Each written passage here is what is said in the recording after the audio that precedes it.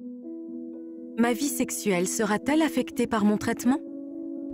L'intimité et la sexualité sont toutes deux fortement influencées par le bien-être, tant psychique que physique.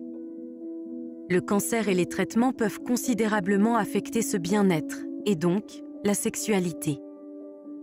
L'impact psychique. Le diagnostic d'un cancer peut faire basculer une vie, remettant en question ce qui nous semblait acquis.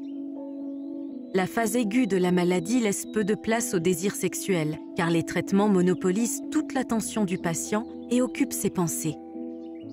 À ces bouleversements s'ajoute la peur pour sa propre vie et l'inquiétude pour l'avenir des proches. Les incertitudes et le stress induits par la maladie peuvent mettre à mal l'intérêt pour l'intimité et la sexualité.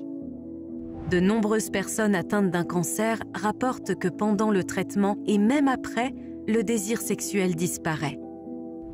Les répercussions physiques sur la sexualité dépendent de l'endroit du corps où le cancer s'est développé, mais aussi des traitements que le patient reçoit.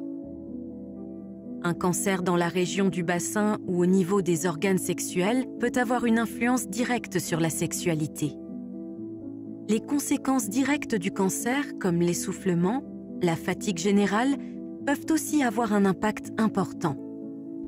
Le type de traitement tel que la chirurgie, la chimiothérapie, la radiothérapie ou l'hormonothérapie peut également impacter le désir sexuel. Il en va de même pour leurs effets secondaires tels que la chute des cheveux, les problèmes de peau, la fatigue qui peuvent avoir un effet indirect sur la vie sexuelle. Durant la période des traitements, il est très fréquent de diminuer ou d'abandonner un certain temps les relations intimes. Lorsque la maladie sera derrière vous, et pour autant que vous en ayez envie, vous les reprendrez sans doute naturellement. Il se peut cependant que vous soyez encore confronté à certaines difficultés. Quoi qu'il en soit, ne culpabilisez pas. Il n'existe aucune norme ou standard à suivre concernant la fréquence ou le type de sexualité. Il n'existe pas de sexualité normale ou non. L'essentiel est qu'elle puisse vous épanouir, vous et votre partenaire. Prenez patience et essayez de dialoguer avec lui ou elle. Le dialogue et la communication permettent de débloquer certaines situations. Vous pourrez déterminer ensemble l'importance des changements dans votre intimité ou si l'aide d'un professionnel vous semble nécessaire. Ce dialogue et cette communication permettent souvent de conserver une intimité épanouissante, quelle que soit l'évolution de la sexualité en tant que telle.